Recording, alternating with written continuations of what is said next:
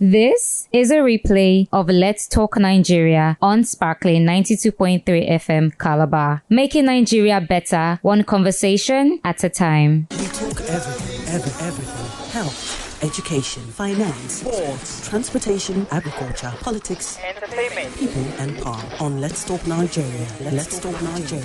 Every day of the week from 9 a.m. to 10 a.m. Only on Sparkling 92.3 FM Calabar. Your radio, your shine.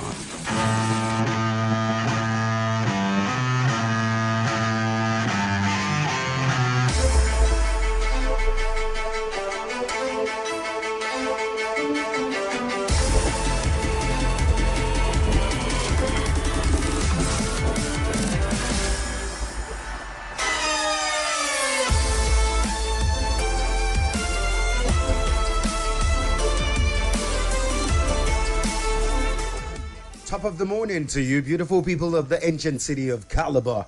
Going by the studio clock, it is 9:04. Welcome to Let's Talk Nigeria, a throwback Thursday edition of it, broadcasting live on the city's go-to radio frequency, Sparkling 92.3 FM, your radio, your shine. Believe it or not, today is the 16th day in the month of January, the year 2024, and we'd love to ask 2025, rather than I go a year backward, we will go a year forward. It's 2025, pardon me, I'm just still catching up with 2025 anyways. But anyways, well, welcome to Let's Talk Nigeria. On Let's Talk Nigeria today, we're looking at a critical topic. We're looking at the critical topic in the sense that we're looking at the contribution, yes, of royal fathers, our monarchs in governance of the 21st century, and also their contribution to national stability and growth. Over the years, we've seen tussles and challenges for different thrones and different monarchical government kingdoms, or let us put it that way, kingdoms. And we have seen their contribution as well, at least speaking for the people in certain areas. But this morning, we would want to look at it from a different angle, like I had already said. We would want to look at their contribution to governance and national unity and growth. In a phone conversation with us this morning is Barrister Fred Ezeakor. He's a legal practitioner and also a public affairs analyst. Good morning to you, Barrister Fred. Good morning, and good morning to our dear listeners. Happy New Year to you all. Yes, Happy New Year to you. Matter of fact, it's the truth. This is the first time we're having you this year. Barrister, before we delve into the discuss of the morning, let us quickly together do a little bit of a newspaper review, maybe like for the next 5 minutes. And the major story here that Crossovarians reacted to will have to be about this particular story from the Ministry of Humanitarian Affairs, where they said federal government plans to distribute 75,000 naira to 70 million Nigerians. Are you impressed? Sini, I do not know why federal government will continue to arouse Nigerians' anger with this cash distribution, which has never been adequately accounted for. And it has given that ministry a very bad name, starting from its inception under the Buhari administration. Because at the end of the day, the statistics about the distribution is never clear, the accountability is never there, and you will never could see anybody that has received such money. And that is why many people feel that the federal government should teach people how to fish and not to use their name to catch fish. In this case, I am not impressed at all, and I will never be impressed, because it is better to make everybody economically viable than to begin to give out cash handouts that you never will be able to lay your hands on. So I am not impressed. Another story was from The Guardian, where Emir Sanusi said Nigeria is suffering from mismanagement. And part of his statement is that he will not be supporting this present administration. What's your take on that? Well, two things are there. Number one, I agree with Sanusi that Nigeria is suffering from terrible act of mismanagement at all levels of governance, at the local, state, and federal level. But it is crying loudly at the federal level because most of the fiscal and monetary policies of the country are made at the level of the federal. And the largest chunk of our resources are spent at the federal level. So anything that does not go well with federal level has a way of having impact at the level of the federating states. So I agree with him about that. But whether he will support Tinubu or not in 2027, that one lies in the realm of politics. Because it looks to most observers that the federal government is not working for the best interest of Sanusi's stool.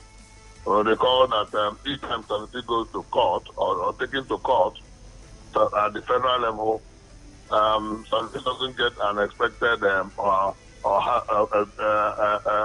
satisfying result.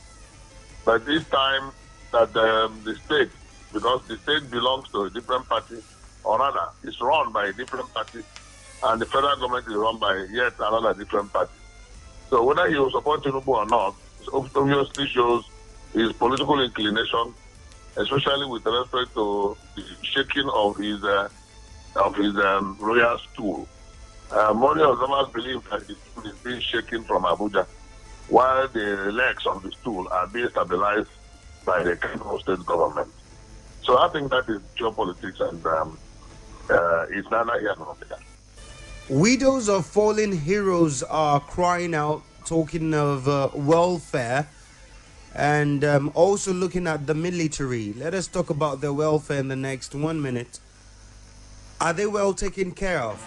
Either currently serving servicemen or retired ones?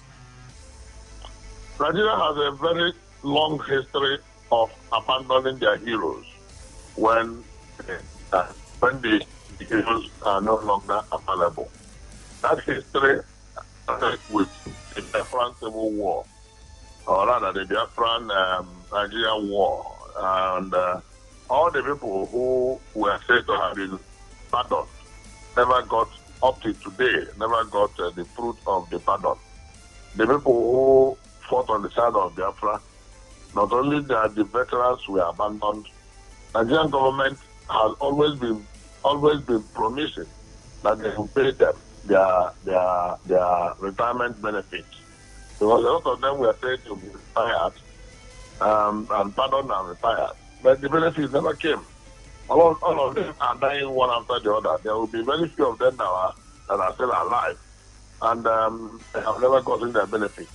People who work in the civil service, every month will queue up. A lot of them will die under the queue, under the sun, trying to get their benefits. Soldiers and policemen who die in the line of duty. Before you know it, their widows and their families they are left behind will be thrown out of their residences in the barracks and those other places without any compensation. And even when the compensations come, they suffer too much to get the compensation or to get the treatment that they deserve. It's a very terrible culture that has happened in Nigeria, and the earlier we change that culture, the better for the country, because it is one of the major reasons why patriotism is very hard to see patriotic citizens in the country. And everybody is trying to resort to self-help. Help yourself while you are in service. And in that process, they try to steal money, try to misappropriate funds, try to do all manner of illegitimate acts to be able to take care of their rainy days. If a country does not take care of the people, and the people will struggle to take care of themselves. So I think that paradigm must be changed. Let us begin to take care of our heroes past and ensure that the people they left behind do not regret sacrificing their loved ones in the service of the nation. Nice words there. Barrister, you're from the East, you live in the West, you do business in the North. You're speaking to us now in the South. Let's talk Ohanaeze Ndigbo. It's a new era. They have a new leader now, Azuta-Mbata. He's beginning a new reign. And now The questions are his emergence. What does this mean to the Ndigbo'S?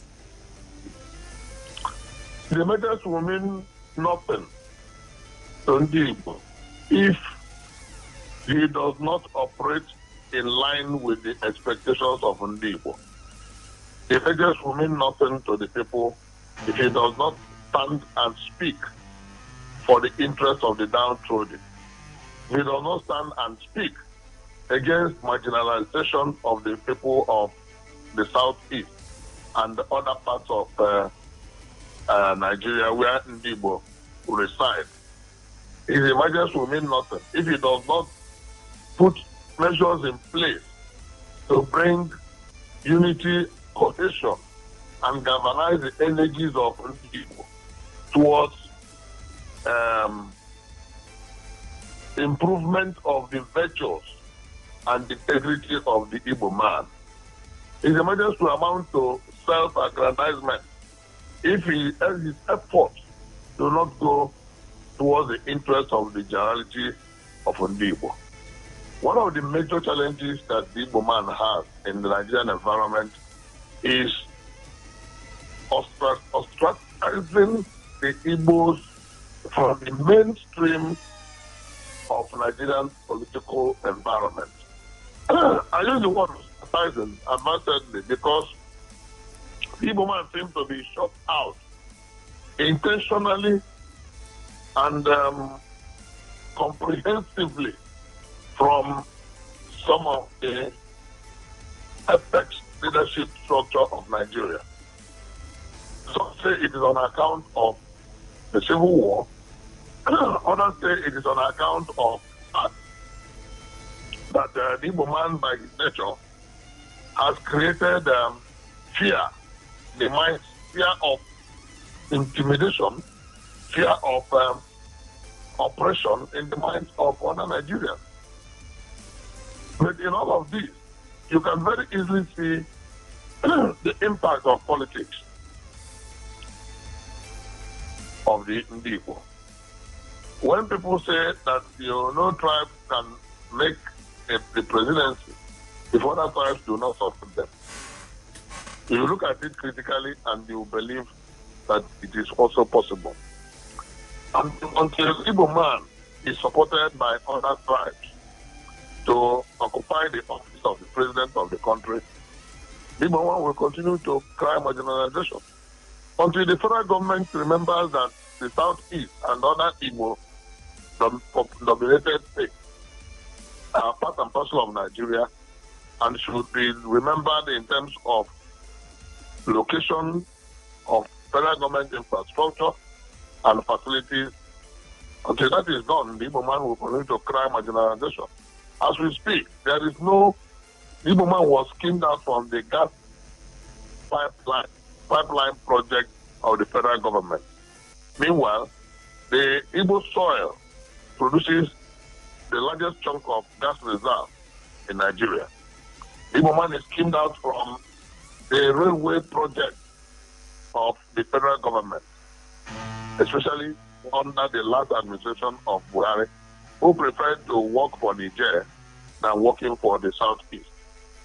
Until that is addressed, Igbo man will continue to climb marginalization. Until there is level playing field in terms of opportunities and employment and all manner of enjoyment of life for a citizen. When the child from the Southeast will begin equal relation with the child from Northwest and Southwest and from all other parts of Nigeria, these are the things you expect that Ohanaeze Ndigbo at the leadership level should be looking at. Try to internally change the paradigm and the attitude of the Igbo people towards virtuous living, towards integrity of citizens and contribution of all to national development. And also try to bring Nigeria to realize that the Igbo land is part and parcel of Nigeria, that deserves a seaport and should not be frustrated from development.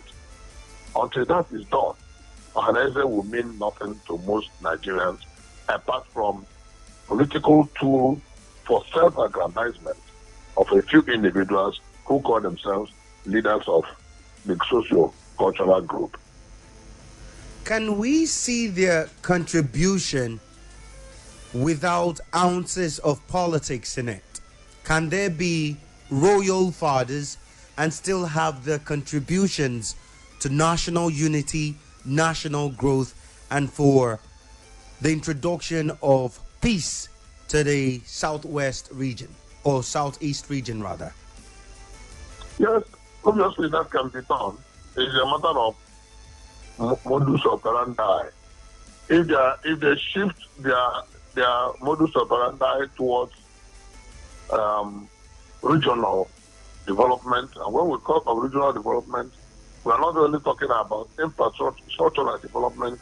The most critical development that we need in the region of Southeast is human resource development.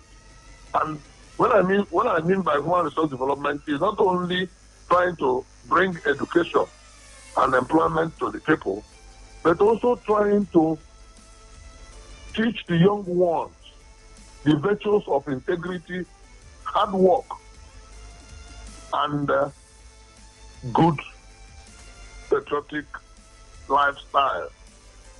The syndrome that we see today of get rich quick, the syndrome that we see today of looking for money even in the most illegitimate means of kidnapping and armed robbery that has bedeviled every region in Nigeria is essentially the responsibility of such sociocultural organizations to redirect the energies of the people towards patriotism, virtuous living, and goodness.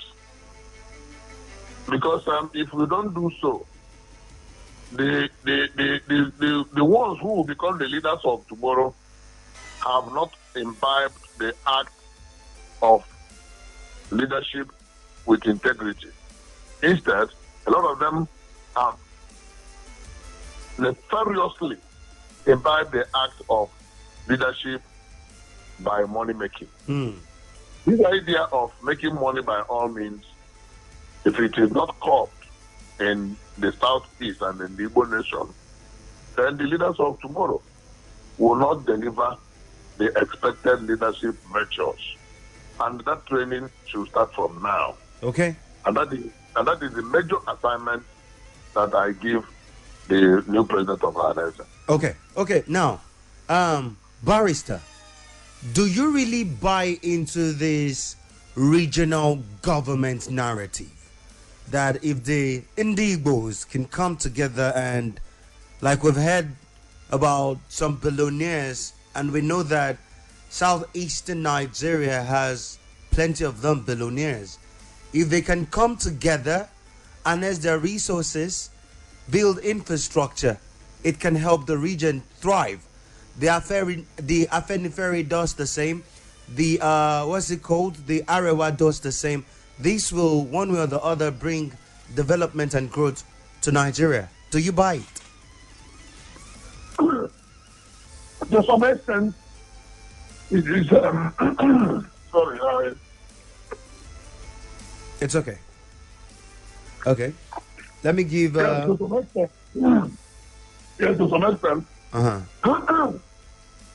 To some extent, it is what we call the Igbo man syndrome. The Igbo man syndrome can be likened to the Jewish syndrome. How do you mean with that, Barrister? The Igbo man syndrome is a philosophy that pervades the mindset of the Igbo man, and we pervade the life of the Igbo people, that the concept of Akuruo must always be respected. Oh, what's that word? What's that word? Akuruo means whatever you make outside in terms of wealth and resources, you should try and bring a reasonable chunk of it home. Okay.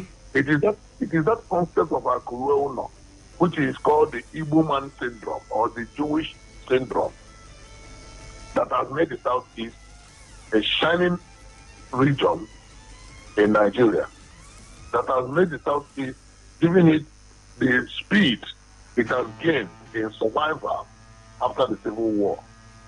Anybody who came to the Southeast in 1970 after the war and came back to the Southeast in 30 years, 40 years, 50 years after will not believe what he has seen. The effect and the impact of the Civil War has almost been obliterated and wiped out. The survival rate of the people is so astonishing that you will not even know, apart from the mental and psychological impact, you will not even know that the Southeast was once a theater of war. It is very rare to see a people that survive such internal dislocation after even about 50 years. But even 30 years after the war, let's say by the year 2000, the Southeast had already become an environment of progressive development. And it continues, not because of the actions of federal government, but because of the actions of the individual citizens of Southeast. So, the idea of synergizing the energies of the billionaires that you have in Southeast has been in place, and of course that is what has made the Southeast what it is. Your wealth is measured by the extent of your philanthropy in the Southeast.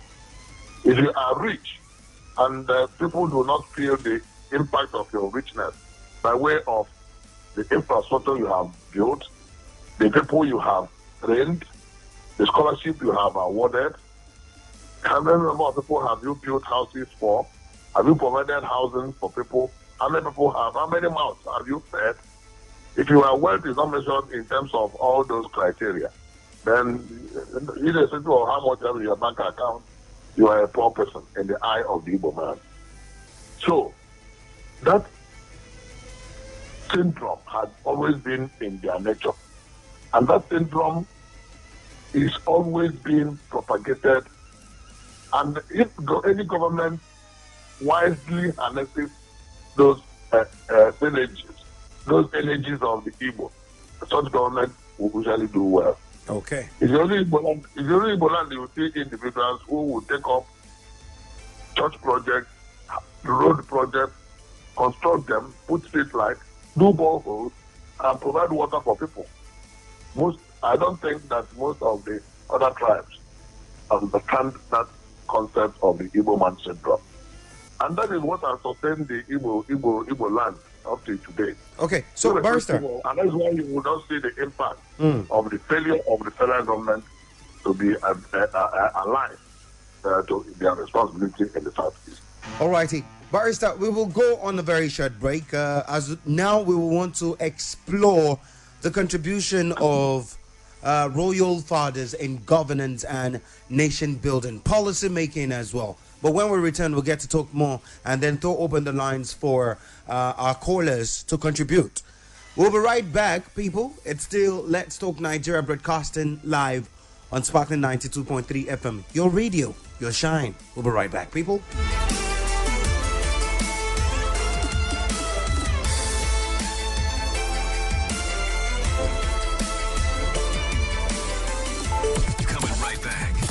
Grabbing more chips and salsa. Sparkling 92.3 FM, Calabar. For us here at Sparkling 92.3 FM, to be socially relevant means that we are in tune, literally connected to the burning issues of the society. You see the conditions of the economy today, and then you now try to insult our collective intelligence by telling us that there's increase in employment in the country. We know that is not true. It's a lie. That is fallacy. People actually tune into our podcast every day, not just to be informed, educated, or entertained by us. Talk to me. Now hungry, they catch me. Hey, hunger, they catch you. You don't drink water? I don't drink. I see Gary. No way. No very good. but also to be the agency that facilitates real change in the society. I beg, I take God pay you. Tell my governor to pay us salary, minimum wage. I beg. Okay. Yes, sir. That's a responsibility that we recognize and take seriously. On Sparkling 92.3 FM, your radio, your shine. From the first beat to the latest hit, we'll brighten your day one song at a time on Sparkling 92.3 FM. Your radio, your shine.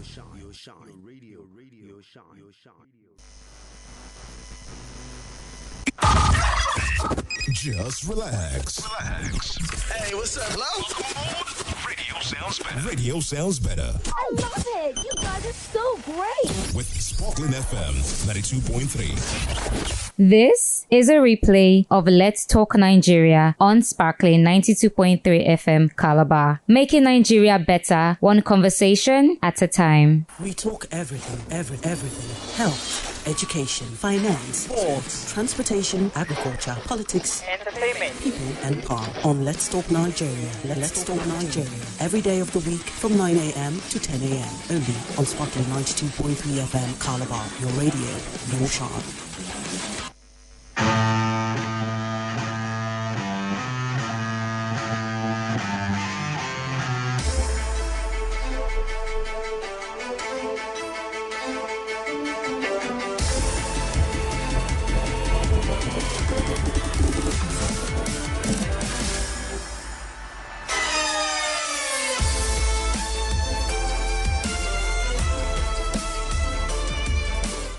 Welcome back to Let's Talk Nigeria, broadcasting live on Sparkling 92.3 FM, your radio, your shine. It is a throwback Thursday edition of it right here on Sparkling 92.3 FM, your radio, your shine. And before we left off on that very short commercial break, we were in a conversation with Barrister Fred and Ezeakor, and we're talking about the new reign of the Ohanaeze Ndigbo and also the contribution of royal fathers in governance, policy making, and also national unity and growth. And he has had his angles about the contribution or the expected contribution of the Ohanaeze Ndigbo, and what we might be looking forward to. And part of the expectation is the people expect that the Ohanaeze Ndigbo should be able to interface with the government to bring critical developments to the southeastern Nigeria. And now we'd want to look at their contributions. We're seeing what is happening in Oyo State. Yes, the Alaafin of Oyo Tosul is still out there. We've seen some other states where the governors get to interfere in the business of the royal fathers and how they conduct the day-to-day activity. Should that be the case? That wasn't the case before. There was a time when that form of government was really the form of government that was in power. Okay, but Barrister Fred is back with us. Barrister, thank you very much for joining. Thank you. All righty. Now, Barrister, let us go now to our royal fathers and the Obas, the Ezes, the Obongs, and so to call a little bit of them the Emirs. Their contribution to national unity, growth, policy making and development, and also their role in governance, can we say it has been maximized over the years? Well, we cannot say it has been adequately maximized, but it is usually harnessed towards, apart from harmonious coexistence among the people, but also towards galvanizing the people's energies for national development. But it's the maximization of those opportunities has not happened, because not only that the royal fathers have been asking that they be given specific responsibilities in the constitution, unlike what they had in the parliamentary system. When we had the House of Chiefs, they will come together and take decisions that will be very useful for governance. Even though the example of such House of Chiefs under the present dispensation is what you call the Traditional Rulers Council, which you have in every state. Virtually every state has that, the Council of Traditional Rulers, where they meet, discuss issues that concern them, and possibly be able to put their forces together in addressing government issues. But it is more or less like an advisory council that does not have the backing of the law, neither does it have the legal teeth to be able to bite when they felt that they should bite. And by the way of our constitutional provision, the traditional rulers are more or less under the state government, because not only that the state government will be the ones to recognize them, install them, give them staff of office, give them certificate of recognition, and further support them to continue in office. And by so doing, they are accountable and responsible, first and foremost to the state government, and secondly to the people where they dominate, where they under their domain. So what it now simply means is that the traditional rulership institution is under the state government. And that is why anytime there is political turmoil in the state, it affects negatively the institution of the traditional rulers. More or less, what they do is more of advisory, which is okay and expected, but they have been asking that they be given more responsibility and such to be enshrined in our laws, so that they will be able to be more useful to the system and contribute more towards national development. That has not happened, and then we hope and expect that those in legislature should begin to think out of the box on how well to make better use of the institutions of the traditional rulers.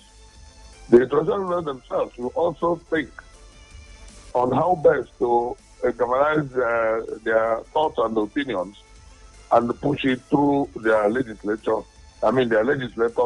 in their various houses, both at the state and the national level. Maybe by so doing, they will gain more legitimacy in terms of constitutional responsibility. But for now, it is what it is. In the blueprint of politics, you have either a queen or a king, and then there's a senate, the way it was practiced in Greece, even in Rome. And then he has a senate which happens to be the political angle to his domain and to his reign. They are the ones that interface with the people, bring either the plight, the needs of the people to the king or the queen. And that was how politics started. There was a time when our royal fathers and the monarchs were the ones in reign, and the politician needed to consult them and even asked for a quota of governance from them. But reverse has been the case now. With the way it is it good form of governance? Is there a way both of them can synergize and work for the growth of our nation? Well, the way it is, there's nothing wrong with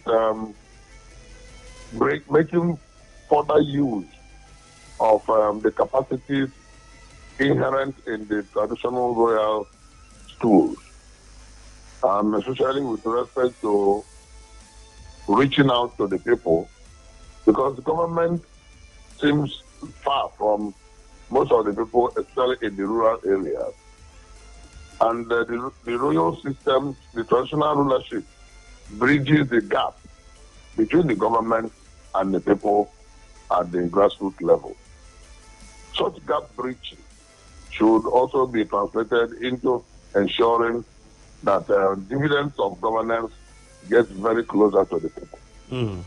And that can be enhanced if some of those issues are put down in written laws. Even though in most states you have bylaws or edicts made by the state assemblies that regulate the traditional rulership. But it is more directed towards loyalty to government more than representing the interests of the people. It's more directed towards control of the institution by state government. And that is why any traditional ruler who runs foul of the government or the opinion or political stance of the governor will have his stool shaking terribly to the extent of even removal or dethronement. We have seen that happen in many places. We saw that happen in Kano. We saw that happen in Sokoto. We saw that happen even in Anambra and many other places where the governor not only threatened but actually removed some traditional rulers. Nothing is cast in stone. It's left for the people to reason and think how best to make use of the traditional rulership institutions towards national development. And that will only happen in an environment where people leaders think more about what to do for the people than thinking more about how to retain and sustain themselves in power. People-centric government would think how best to get close to the people, and in the process, the traditional rulership, being the bridge between the people and the government, would be better equipped, and better enhanced, better recognized, and better positioned towards advancing the cause of national development. Barrister, you talked about dethronement, the interference of government in king-making, their decisions differing from that of the king-makers. This type of disruption, is it good for governance closer to the people? Yeah, that tells you the issues about control. The control structure, which the state will always put in place to be able to control the kings who may want to be independent and opinionated, whose opinions may not be comfortable to the governors. So the governors tend to use the instrumentalities of government power and control and provisions of the law to influence who becomes what. Just last week, the stool of Ibadan, for example, the Alaafin of Oyo. Alaafin, yeah, of Oyo. Alaafin of Oyo, yes. The governor, I recognize one person, gave him certificate and staff of office. The kingmakers are kicking, not satisfied with the choice of the governor. So that simply tells you that it is a fertile ground for dissent, for traditional misunderstanding, and for lack of coordination at that level.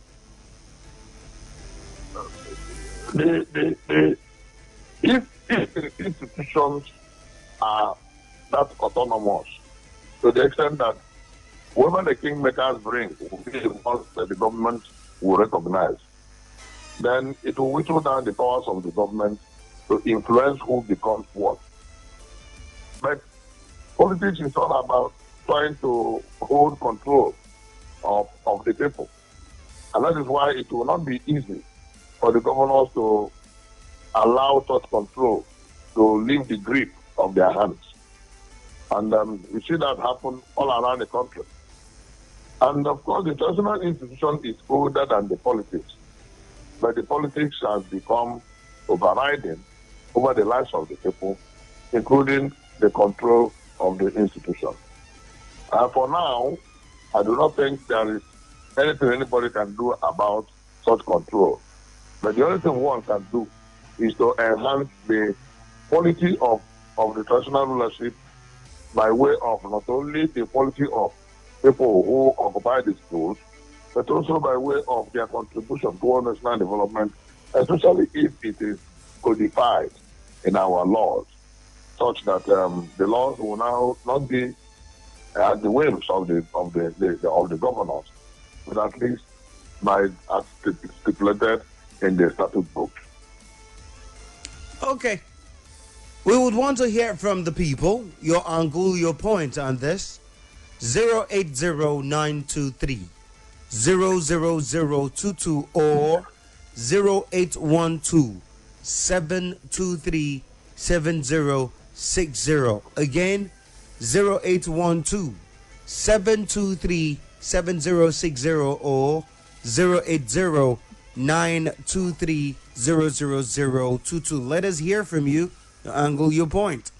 Back to you, Barrister. For what it is worth, we've seen at least the contribution as analyzed of our royal fathers in governance. Now, it is the 21st century. The preservation of our culture, our heritage. Some argue that it is beginning to dwindle because our royal fathers are becoming political one way or the other, or they have affiliations, and their affiliations are made public. In 2021, how do we synchronize technology, digitalization, and culture? Yes, there's need to synchronize that because technology is ever evolving, continuously evolving, transmuting and improving on a daily basis. Faster than the evolvement of the culture and the tradition of the people, which you can say almost remain constant. And it is the constancy that gives it the value, the predictability of culture and tradition. It is the duty of the royal fathers and the traditional institutions to ensure that the culture and tradition of the people are preserved. Preserved not only in terms of the artifact, also preserved in terms of the moral, the value system, the morality, and the way of life of the people, so that it becomes more or less predictable. If a man behaves, you can now say, yes, he behaves like the people of so and so tribe, like the people of so and so place. Yes, this is in tandem with the behavior of his people. That is the predictability of culture and tradition. But when you abandon the culture and tradition of the people and you're chasing power, influence, and money, obviously, it will have its toll on not only the value system, but also on that culture and tradition, which any traditional ruler was swear to uphold. So I think what we need to do is, while we still have to accommodate the fast-moving technology in our system, we also must strike a balance with the maintenance of the culture and tradition of the people. Because it goes a long way into the future. It goes a long way into ensuring the sustainability and the predictability of the life of the people. And those are reasons why the demands of the 21st century should not run at variance with the demands of maintenance of culture and tradition. Because the culture is the way of life of any people. If you continue to change the culture, then that means the way of life of the people will be unstable, unpredictable, and will very easily wash off in the face of continuously changing technology. The dynamism and the difference in our culture, but then the unifying factors that makes us Nigerians effectively and efficiently. Can we say that has been the case? That the Igbo man does not have an issue with the Yoruba man. The Yoruba man does not have an issue with the Efik man. And all can coexist, do business, and live in the same environment without the need of pointing finger to say he is a man from here, he is a woman from there? Every culture upholds the human and natural requirements of accommodation, hospitality, and the condonation. Every culture around the world. It is politics that tries to divide the people. Culture brings the people together in a homogeneous nature.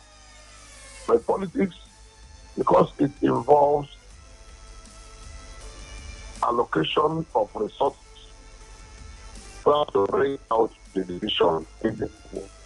And that is where the woman will have issues with the Yoruba man, with the Hausa man, also having issues with the Sikh man, and so it continues. Because of politics. Because the process of politicking will determine who holds what and who gets what. Reallocation of resources, reallocation of power, allocation of paraphernalia of office, and all that are all in the realm of politics. And in the process, there comes issues of struggle, issues of partisanship, and all that come with, in some cases, misunderstanding among the people. And that is why Nigeria as a country has not gotten the politics right. And each time there is a need to try to touch issues of politics, it affects the issues of nationhood. Unfortunately, Nigeria as a country is made up of over 220 million people with very few citizens. Very, very few citizens. Most of the occupants of Nigeria are citizens of their various nationalities. The Igbo man will love his Igbo land more than he loves Nigeria. The Hausa man will love his Hausa land more than he loves Nigeria. The Yoruba man will love his Yoruba land more than he loves Nigeria. And so it goes around to all the major and minor ethnic nationalities that make up the country. And the challenge has always been, how do we harmonize all these ethnic nationalities such that there will be fusion and we will have citizens of Nigeria more than the citizens of the various nationalities. That has not been able to happen. And to ensure that you have such homogeneity, certain bold steps need to be taken, both at the level of the federation and at the level of the federating states. Until you have that, you cannot have citizens of Nigeria. You have occupants of Nigeria, but not citizens of Nigeria. How do we turn those occupants to become citizens more than they have become citizens of their various nationalities that make up the country called Nigeria? It has been the biggest challenge in our country building. Building the country called Nigeria, that's the biggest challenge. And in order to ensure that this challenge is solved, it's not a one generation issue that can be started in a generation and concluded possibly in subsequent generations. Okay. One of them, yes. Barrister. One of them is, yes. Okay, are you done with that? Yes, go ahead. Okay. Now, former President Olusegun Obasanjo, in few words, once said it wouldn't be a bad idea if Africans can come together and draw out a governance model or a system of governance like we have the military form, we have democratic form, and in politics and all of that. If we can carve ours out, is it a possibility, something that can work for the African continent? And if it is possible, how can it work? How can we start it? Is it by the AU? Is it by what's it called, ECOWAS and all of these regional governments? That suggestion is a very utopian suggestion. That seeks to bring the ideal into reality. But because of its utopian nature, I can tell you that realistically it is no longer possible. The globalization of the world, advanced by ever-increasing technology, has made it virtually impossible to compartmentalize any part of the globe towards a certain dynamics, towards a certain perspective, towards a certain leadership structure that you can call the African leadership structure. It's not possible anymore.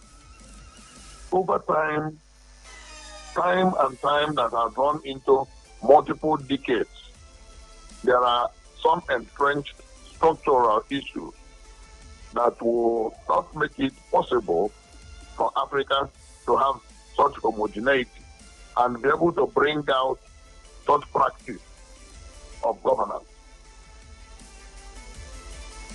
In Africa, you have several blocks. The West Africa, the East, the Central, the North. Each one has its own block, internal block. You mentioned the ECOWAS, you mentioned the Maghreb region, you mentioned the North African community and the rest of them. Come down to our own ECOWAS. Inside the ECOWAS, you have the Francophone, the Anglophone, and the Saxophone. Yes, the Saxophone is in the absolute minority.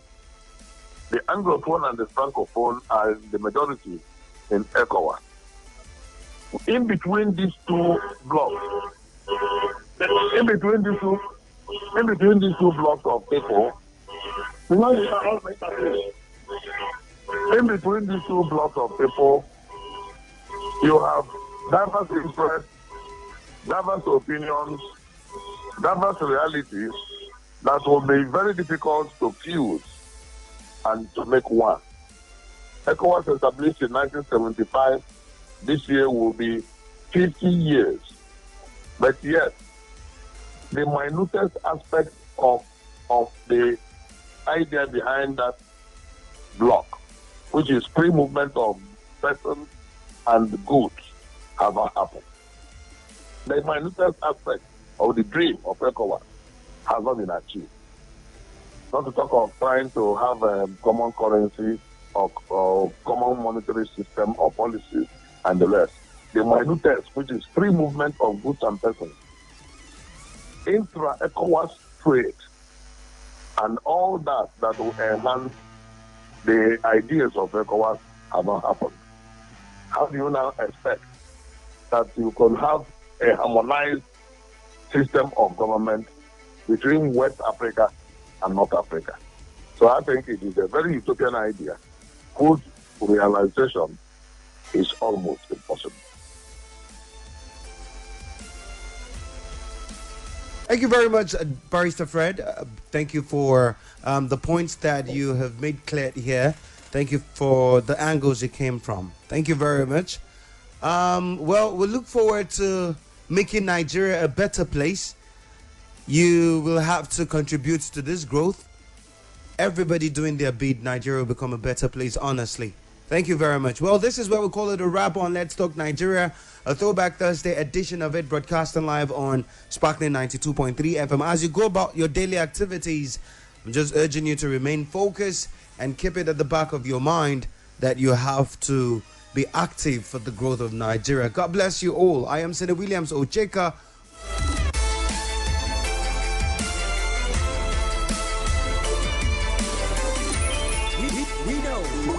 You love to floss out on social media. Check out our handles on Facebook, Instagram, and Twitter. At Sparkling 923 FM. We are your radio, your shine.